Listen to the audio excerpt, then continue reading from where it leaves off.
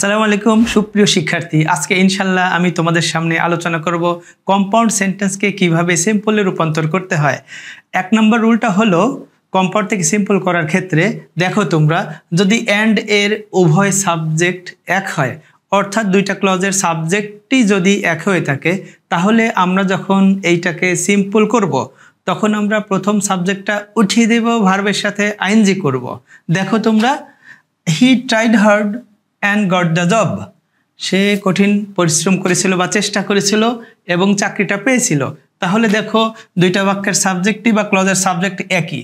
এখানে আসলে অ্যান্ডের আগে এবং পরে উভয় ক্লজের সাবজেক্ট যদি এক হয়ে থাকে, তাহলে অ্যান্ডের পরে সাবজেক্টটা উল্লেখ না করলেই ভালো, এই জন্য উল্লেখ করা হয়নি। আসলে দুইটা ক্লজের সাবজেক্ট কিন্তু একই। আমরা কি করব, প্রথম সাবজেক্টটা উঠিয়ে দেব। দেখো উঠিয়ে দেওয়ার কারণে এখানে কিন্তু কিছুই নাই, ভার্বের সাথে আইএনজি করব।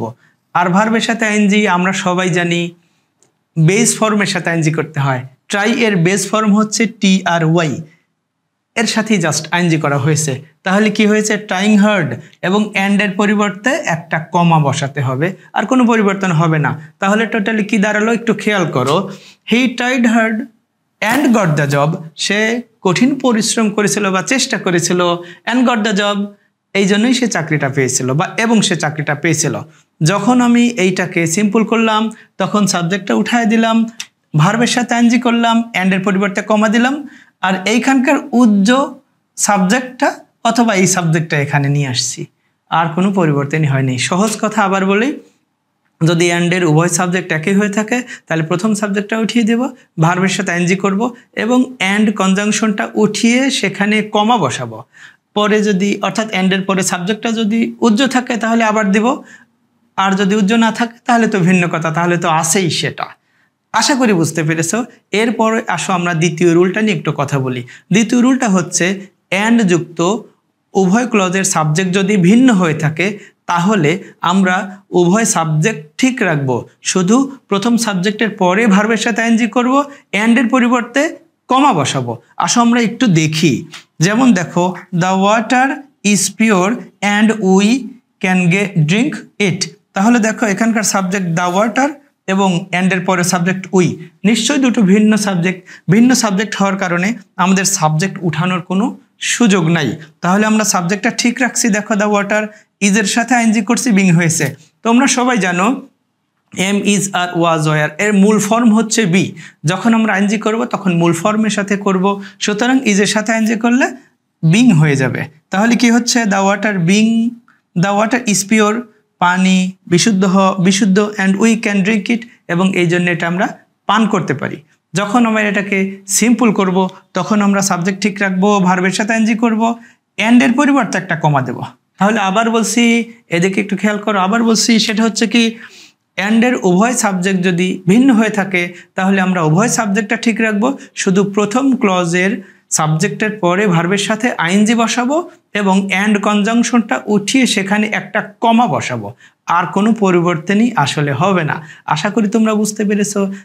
আসো এবার আমরা তৃতীয় রুলটা নিয়ে একটু আলোচনা করি।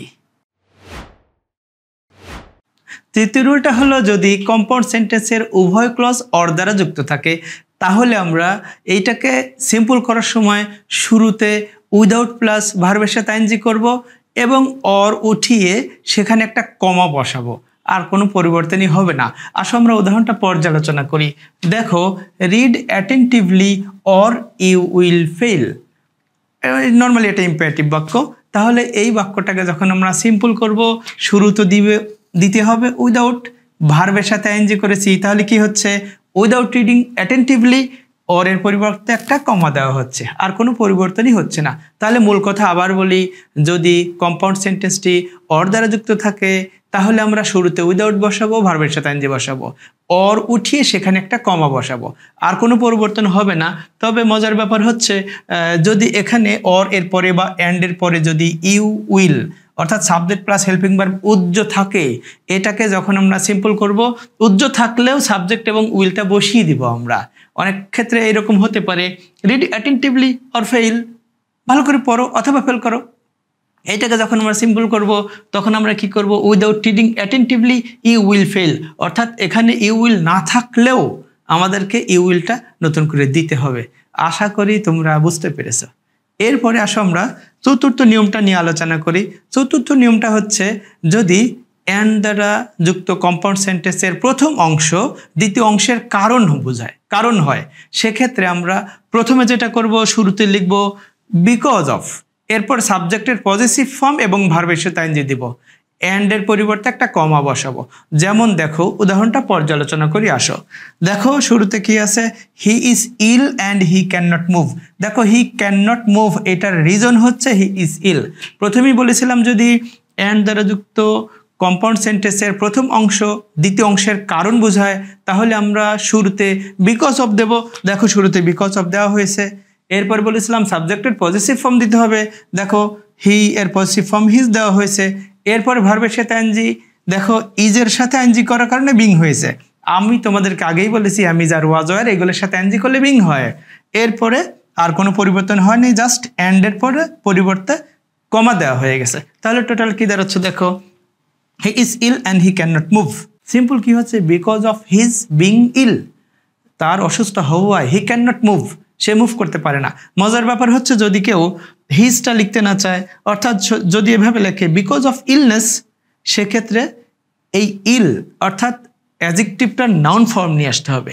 আর হিজটা উঠায় দিতে যে কেউ পারে, তার কারণ হচ্ছে আসলে দুটাই তো একই সাবজেক্ট। সেক্ষেত্রে যদি কেউ হিজটা উল্লেখ না করে, তবুও তো তাকেই বোঝাচ্ছে। এই কারণে কেউ যদি মনে করে যে বিকজ অফ ইলনেস, অসুস্থ থাকার কারণে হি ক্যান নট মুভ, তাও হবে। তবে আর একটা মজার ব্যাপার, সেটা বলি কি, অ্যান্ড দ্বারা যুক্ত প্রথম বাক্য দ্বিতীয় বাক্য আসলে প্রত্যেকটাই কারণ বোঝায়। এই জন্য যদি কেউ এরকম লেখে being ill he can not move, এটাও হবে কিন্তু। অথবা for illness he can not move, তাও হবে। ফর ইলনেসও দিতে পারে, তাও হবে। For illness he can not move, অথবা being ill he can not move, এগুলোও কিন্তু সঠিক। সুতরাং আশা করি তোমরা বুঝতে পেরেছ। আসো এবার আমরা পঞ্চম রুলটা নিয়ে আলোচনা করি। পঞ্চম রুলটি হচ্ছে, যদি কম্পাউন্ড সেন্টেন্সটা নট অনলি বাট অলসো দ্বারা যুক্ত থাকে, তাহলে এটাকে আমরা যখন সিম্পল করব, তখন নট অনলি সহকারে প্রথম সাবজেক্ট প্লাস নট অনলি উঠিয়ে সেখানে বিসাইডস বসাবো এবং ভার্বের সাথে আইএনজি দেব। এরপরে বাট অলসো উঠিয়ে সেখানে প্রথম সাবজেক্টটা বসাবো এবং বাকি অংশটুকু বসিয়ে দেব। যেমন আসো উদাহরণটা একটু পর্যালোচনা করি। দেখো এখানে কি আছে, he not only reads well, সে শুধু ভালো পড়েই না, বাট অলসো স্পিক্স ওয়েল, সে ভালো বলেও, ভালো কথাও বলে। তাহলে এটাকে যখন আমরা সিম্পল করব, তখন আমরা নট অনলি সহকারে প্রথম সাবজেক্টও উঠাই দেব, সেখানে কি দিব, বিসাইড দেব। আবার বলছি প্রথম সাবজেক্ট প্লাস নট অনলি উঠিয়ে এই স্থলে বিসাইড দেব এবং ভার্বের সাথে আইএনজি করব। প্রথম অংশ গেল। এরপরে আমরা কি করব, বাট অলসোর স্থলে কমা দিব এবং প্রথম সাবজেক্টটা লিখব। বাট অলসোর স্থলে কমা দিব এবং প্রথম সাবজেক্টটা লিখব এবং বাট অলসোর পরের অংশ বসিয়ে দেব। তাহলে সিম্পল করলে কি দাঁড়াচ্ছে, আবার একটু বলি। হি not only reads well but also speaks well. Simple হচ্ছে কি, beside reading well he speaks well. সহজ কথা হচ্ছে প্রথম সাবজেক্ট প্লাস নট অনলি উঠিয়ে দিব, সেখানে বিসাইডস প্লাস ভার্বের সাথে আইএনজি দিব। এরপরে বাট অলসোর জায়গায় কমা বসাবো এবং প্রথম সাবজেক্টটা বসাবো, এরপরে বাট অলসোর পরের অংশটুকু বসিয়ে দেব। আশা করি তোমরা বুঝতে পেরেছো। এরপরে আসো আমরা ষষ্ঠ নিয়মটা নিয়ে একটু কথা বলি।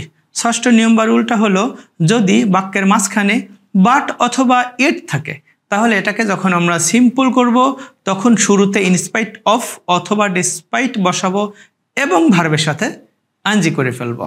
আবার বলছি, যদি বাট অথবা ইট থাকে, তাহলে আমরা শুরুতে ইনস্পাইট অফ অথবা ডিসপাইট বসাবো, এরপরে ভার্বের সাথে আইএনজি করে ফেলবো। বাট অথবা ইট এর পরিবর্তে সেখানে একটা কমা বসাবো। তাহলে টোটালি উদাহরণটা কেমন হলো আবার একটু দেখি। দেখো কি আছে এখানে, হি রিডস মোর, সে বেশি বেশি পড়ে। বাট অথবা ইট দুটোর একই অর্থ। বাট মানে কিন্তু, ইট মানে তারপরেও, প্রায় কাছাকাছি অর্থ। হি ফেইলস, সে ফেল করে। আবার বলছি হি রিডস মোর বাট অথবা ইট হি ফেইলস, সে বেশি বেশি পড়ে তারপরেও সে ফেল করে। যখন আমি এটাকে সিম্পল করছি, তখন কি হচ্ছে, ইনস্পাইট অথবা ডিসপাইট রিডিং মোর, আমি এখানে হিজটা লিখি নাই, তার কারণ দুইটা সাবজেক্ট একই হওয়ার কারণে লিখে নাই। কেউ যদি এমনটি লিখতে চায়, ইনস্পাইট অথবা ডিসপাইট হিজ রিডিং মোর হি ফেইলস, তবুও সঠিক।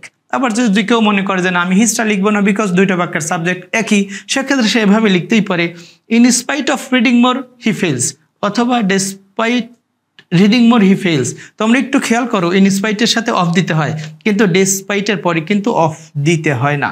আশা করি তোমরা বুঝতে পেরেছো। আসো এবার আমরা সপ্তম রুলটা নিয়ে একটু আলোচনা করি। সপ্তম রুলটি হচ্ছে অ্যান্ড দ্বারা যুক্ত কম্পাউন্ড সেন্টেন্সটি যদি সময় নির্দেশ করে তাহলে আমরা শুরুতে ইট ওয়াজ উঠিয়ে দিব, এরপরে অ্যান্ডের পরিবর্তে একটা কমা বসাবো, আর কোনো পরিবর্তন হবে না। যেমন দেখো উদাহরণটা কেমন আছে, ইট ওয়াজ 20 years ago and I was living in Dhaka, অর্থাৎ 20 বছর আগে আমি ঢাকায় বসবাস করতাম। এটাকে যখন আমরা সিম্পল করব, ইট ওয়াজটা উঠিয়ে দিব, আর কোনো পরিবর্তন হবে না, শুধুমাত্র অ্যান্ডের পরিবর্তে কমা ছাড়া। অর্থাৎ সহজ কথা হচ্ছে ইট ওয়াজটা উঠিয়ে দিব, সময়বাচক শব্দটা ঠিক রাখবো, অ্যান্ডের পরিবর্তে কমা দেব, এছাড়া আর কোনো পরিবর্তন হচ্ছে না। টোটালি কি দাঁড়াচ্ছে আবার বলি তাহলে, দেখো ইট ওয়াজ 20 years ago and I was living in Dhaka. Simple করলে কি হচ্ছে 20 years ago I was living in Dhaka. তাহলে মূল কথা কি দাঁড়াচ্ছে, ইট ওয়াজটা উঠিয়ে দেব এবং ইট ওয়াজ বা ইট ইজ যাই বলো না কেন এটা উঠিয়ে দিব, সময়বাচক যে ফ্রেজ এটা ঠিক রাখবো, অ্যান্ডের পরিবর্তে কমা বসাবো, আর কোনো পরিবর্তন হচ্ছে না। আশা করি বুঝতে পেরেছো। এরপরে আসো আমরা অষ্টম রুল নিয়ে আলোচনা করি। অষ্টম রুলটি হচ্ছে যদি অ্যান্ড যুক্ত বাক্যের প্রথম অংশ ইম্পারেটিভ হয় অথবা উভয় অংশ ইম্পারেটিভ হয়, তখন আমরা সিম্পল করার সময় শুরুতে বাই প্লাস ভার্বের সাথে আইএনজি বসাবো, এবং আমরা জানি অ্যান্ডের স্থলে অবশ্যই কমা বসবে, বিকজ এটা তো আর কম্পাউন্ড থাকতেছে না, সুতরাং অ্যান্ডটা উঠে সেখানে কমা বসবে। যেমন উদাহরণটা আসে একটু আর বিস্তারিত পর্যালোচনা করি। দেখো, read attentively and you will pass. বাক্যটা এমনও থাকতে পারতো, রিড অ্যাটেন্টিভলি অ্যান্ড পাস, অর্থাৎ এ পাশেও ইম্পারেটিভ এ পাশেও ইম্পারেটিভ থাকতেই পারতো। যখন এটাকে আমরা সিম্পল করব তখন বাই প্লাস ভার্বের সাথে আইএনজি করব। দেখো, বাই রিডিং অ্যাটেন্টিভলি কমা উঠিয়ে দিয়েছি, ইউ উইল বসিয়ে দিলাম জাস্ট, ইউ উইল পাস, বাক্যাংশ ঠিক থাকলো। যদি এমন থাকতো রিড অ্যাটেন্টিভলি অ্যান্ড পাস, তবু আমরা কি করতাম, ইউ এবং উইলটাকে যোগ করে এখানে বসিয়ে দিতাম। তাহলে সহজ কথায় আমি বলতে চাচ্ছি, যদি অ্যান্ডের উভয় অংশ অথবা প্রথম অংশ ইম্পারেটিভ হয়ে থাকে তাহলে এটাকে আমরা সিম্পল করার সময় শুরুতে বাই প্লাস ভার্বের সাথে আইএনজি দেব এবং অ্যান্ডের পরিবর্তে একটা কমা বসাবো। আর যদি এ সাবজেক্ট প্লাস হেল্পিং ভার্ব থাকে তাহলে তো কোনো কথাই নাই, যদি না থাকে তাহলে আবার বসাবো আমরা। আশা করি তোমরা বুঝতে পেরেছো। আজকের আলোচনার কম্পাউন্ড থেকে সিম্পলের এখানেই শেষ।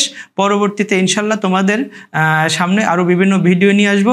যদি তোমাদের কম্পাউন্ড থেকে সিম্পলের মধ্যে কোনো কনফিউশন সৃষ্টি হয় বুঝতে, তাহলে তোমরা কমেন্ট সেকশনে গিয়ে আমাদেরকে কমেন্ট করবে। আশা করি তোমাদের কনফিউশন দূর করার চেষ্টা করব। এছাড়া কমপ্লেক্স থেকে সিম্পল, সিম্পল থেকে কমপ্লেক্স, কমপ্লেক্স থেকে কম্পাউন্ড, কম্পাউন্ড থেকে কমপ্লেক্স, সিম্পল, বিস্তারিত বিভিন্ন বিষয় আমরা আলোচনা করেছি। ওগুলো তোমরা ভালো করে দেখে ওগুলোর মধ্যে যদি তোমাদের কোনো কনফিউশন সৃষ্টি হয় তোমরা ওগুলো সম্পর্কেও কমেন্ট বক্সে গিয়ে আমাদেরকে জানাবে। আমরা চেষ্টা করবে তোমাদের কনফিউশন দূর করতে। ইনশাল্লাহ পরবর্তীতে তোমাদের সাথে আমার অন্য কোনো ভিডিও নিয়ে দেখা হবে। আমাদের সাথেই থাকো। আসসালামু আলাইকুম রহমতুল্লাহি ওয়া বারাকাতুহু।